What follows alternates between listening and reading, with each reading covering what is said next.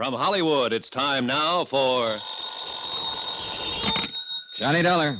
Sergeant Barney Peters, Port Morris Police. Oh, hi, Sergeant. Thought you and Adam Bowles were coming over here to look at the evidence in the murder of Ricardo Amerigo. We are. Ed's out warming up his plane. That's why I answered his phone. We got a visitor here in Port Morris. Who? The guy Ed thinks did the job. Pete Corbin, Amerigo's booking agent? That's right. In Port Morris? That's right. Well, are you holding him? I can't. No legal reason to, in spite of Ed's suspicions. Well, what's Corbin doing there? I don't know unless Ed's right about him. Huh? And Pete knows you're on his trail. Well, what's that mean? What could mean he's down here gunning for you.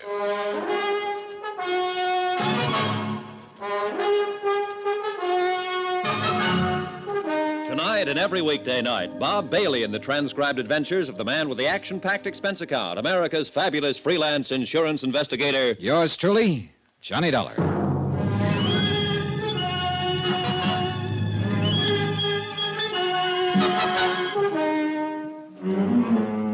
Expense account submitted by Special Investigator Johnny Dollar. Location, Port Morris, New Jersey. Following is an accounting of expenditures incurred during my investigation of the Ricardo Amerigo matter. Item 3, $1 even. For whatever it was, the local druggist recommended to pull my stomach back together after the flight in Ad Bull's private plane from Ad's farm in South Vineland to Port Morris. In a sense, I'm glad we flew. In a car with Ed at the wheel, we'd have been all over the road.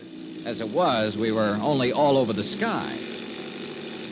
Oh, beautiful day for flying, isn't it, Johnny? Can't you hold a straight course, Ed? What's the matter with this ship? Not a thing. I like to weave around a bit. I like the feel of it. You know, all that power under you. Yeah. Sure you're not just trying to scare me into welching on our little bet? I'm going to win that bet, Johnny. Your commission on the case, plus all that goes on that well-padded expense account of yours. You just get busy and find the body. Why don't you forget your dark past as a private eye and stay retired? What, and leave an old friend like you floundering around with a case that's... Hey! You don't watch your steering, we'll be floundering around in those salt marshes down there. Sorry. But can't you see, Johnny, Pete Corbin, Amerigo's agent, has to be the heavy. He's the beneficiary of Amerigo's policy. Amerigo owed him a lot of money. Too easy. And Pete's the only person we know of who was with Amerigo constantly. You got motive, opportunity. Too easy, I tell you. But I wonder what under the sun Pete's doing in Port Morris. That we'll be finding out. We'll land there in a couple of minutes now.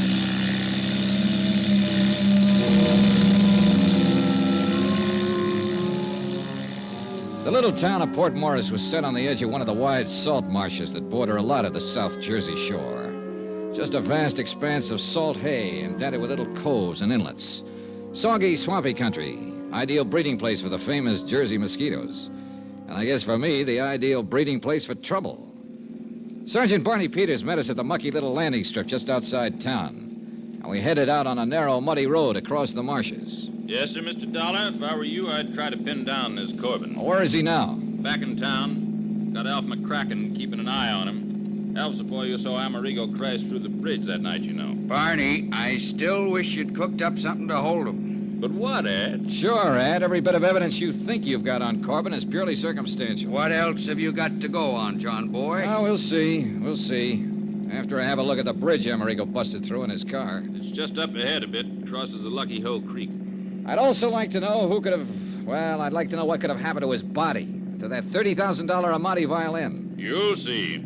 Just keep in mind that there's a mighty big flow of water in the creek from the tide coming in and going out. Tell me, Sergeant. Johnny, I checked it. Huh? Tide had just turned, was on its way out to the ocean at the time Amerigo's car went over the bridge. Right, Barney? That's correct, Ed. Right now, though, it's probably about as low as it'll... Whoa! What's the matter? Just pulling over to let this car that's coming past us. Otherwise, one of us might sheer off into the swamp. Yeah, these roads weren't meant for two-way traffic. Darn fool's coming pretty fast for a road like this. If he isn't careful... Hey, look, Pennsylvania plates. Huh? He's right. That's Corbin's car. Corbin, huh? Swing across the road. Block him. Quick! Son of a gun. Oh, no, where's Corbin, all right? Well, then swing around. Go after him. On this road, he'd slide off into the swamp so fast, by the time we go on up to the bridge and turn, he'll be halfway back to Philadelphia, blast him. Well, we had the bird in hand and didn't know it. What are you going to do now, Johnny? Just exactly what we started out to do. You're losing valuable time. Now, if I were still in this Ed, racket... why don't you stay retired? We drove slowly on up to the bridge, stopped and got out. And although the tide was almost low now, it was easy to see how that rush of water would easily carry a violin or a body or most anything right out to sea. Or could it? The tide was running this same way when it happened. Out. Yeah. And the current was a lot stronger than it is now, so you can imagine what it would... Huh? Yeah. What's the matter, Johnny? Well, that big bird nest, whatever it is, down there at the side of the creek, 50, 60 feet. Oh, that's just where the reeds and hay got matted up. Does look like... Hey. Yeah, if that isn't a fiddle case propped up on top of it. Sure looks like one. Sure it is. Sure, the tide was higher then. The fiddle's stuck in those reeds. Wait here. Well, now, Johnny, don't. You come back here. Dollar! Dollar, it's like quicksand. Stay out of it. Oh, you darn fool. It was Come like on back. quicksand, too. You'll never make it. Black, gluey muck. And I sank into it up to my knees. I almost had to swim through it, hanging onto it, pulling myself along by the reeds and bulrushes. But half of this case hung on that $30,000 Amati violin, and I wasn't going to let it slip out of my hands. A couple of times I dropped into soft holes, almost up to my shoulders, but somehow I kept going. Pulled the fiddle case off the pile of matted weeds and started back. But it used up most of my strength. With only one hand to pull myself along, to... Ed! Johnny! Johnny, try and grab this rope. Here. Can't reach!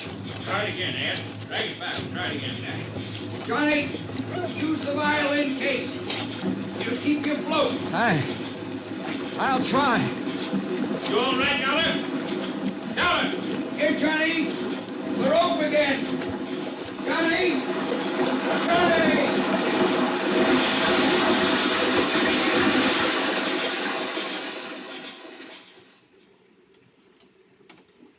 I hadn't passed out. So help me, I hadn't. Not entirely, that is. Or I'd never have been able to grab the line that Ad Bowles threw to me.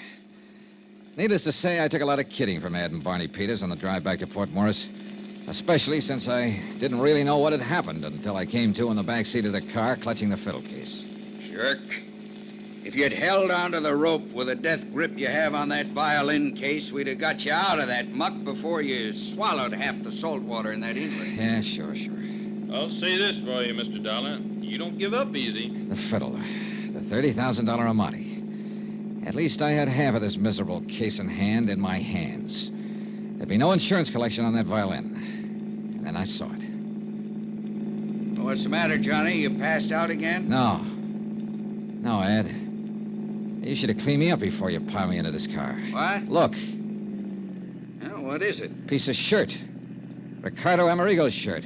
What's that? Yeah, look, monogram on the pocket, R.A. And what looks like bloodstains. Hey, you're right. Where'd you get that? I must have picked it up when I picked up the fiddle. Well, at least it proves that Amerigo went down with his car. No doubt of it. What I didn't tell him was that the piece of cloth from Ricardo Amerigo's shirt was fastened to the violin case. Deliberately put there. But by whom? By Pete Corbin, Johnny. That's your man. Are you listening? Yeah, I'm listening. Beneficiary, confidant, caretaker of both Ricky Amerigo and his car. Who else could have sawed through the steering bar that made the car run off the bridge? And a guy who was smart enough to have it happen in this godforsaken salt Now, marsh. just a minute, Ed. Okay, Barney, in the heart of sunny southern Jersey, where he expected nobody'd find car or body or even the fiddle until long after the insurance claim was met. Thanks to a tide that'd carry everything out to sea. For indeed, my friend, if your deputy, Alf McCracken, hadn't actually seen Amerigo's car slip through the bridge rail... Oh, wait a minute. Yeah. If Pete Corbin had planned this whole thing, he would have made sure the corpus delicti would be found. Johnny, that's why he had the accident happen where somebody saw it. Yet that somebody, Alf McCracken, didn't see the fiddle float away, didn't see the body float away from the car. Oh, stop it, John, boy. You know as well as I do that this whole thing was engineered by Corbin. All right, tell me, investigator, what was he doing down here today? Lord knows, and I don't care. Probably to plant that piece of shirt. Johnny, I've given you all the help I'm gonna on this case. From now on, you either follow my tip and lose your bet to me, or you don't and give yourself a black eye with insurance company. Phooey. Johnny, Oh, yeah, Barney. Ed's a good detective. He'd have to be to retire on that nice farm of his over in South Vineland. He even broke a burglary case for me once here in Port Morris a couple of years ago when I couldn't break myself. Pastime. But you've got guts. I like you for it. Thanks a lot. And to me, the Pete Corbin theory looks, well, too easy. Oh, not you, Barney. That's what I've been trying to preach to that stubborn egghead sitting beside you. I'll lend you a suit of clean clothes, and you can chase this thing down the way you want to, without the dubious help of somebody who's just trying to win a bet from you. Traitor. And if I were you, I'd hunt up a few other people who knew Ricky Amerigo besides his press agent, Pete Corbin. You are a mind reader. Gentlemen, I have only one thing to say. And, Johnny, it's addressed to you. When you finally find that Pete Corbin done it, you know where to send the check to me.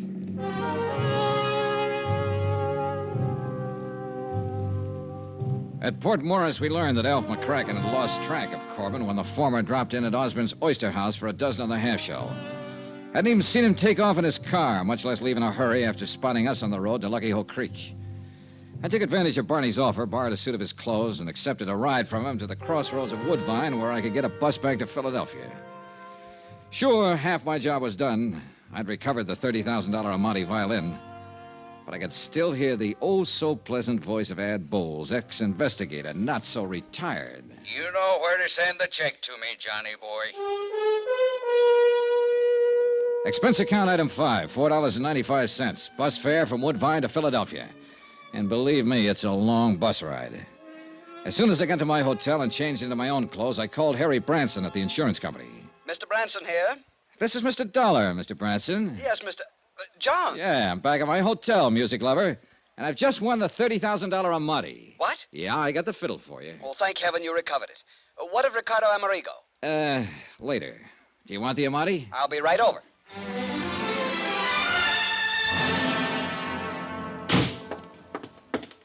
Where is it, John? Where is it? Right here, Harry, right here. Case, bow, and all. Oh, thank heaven. And by some miracle, it's dry as a bone and all in one piece. Voila. Oh, thank heaven. John. John? What's the matter? This? An Amati? Oh, no. Oh, no.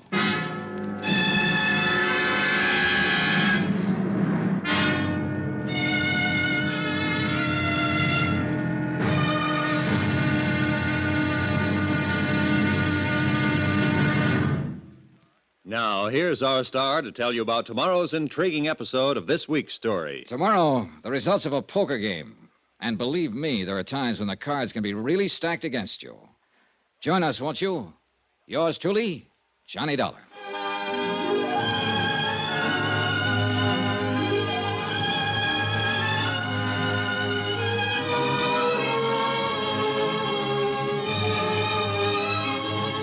Yours truly, Johnny Dollar, starring Bob Bailey, is transcribed in Hollywood. Written by Sam Dawson, it is produced and directed by Jack Johnstone. Be sure to join us tomorrow night, same time and station, for the next exciting episode of Yours truly, Johnny Dollar. This is Roy Rowan speaking.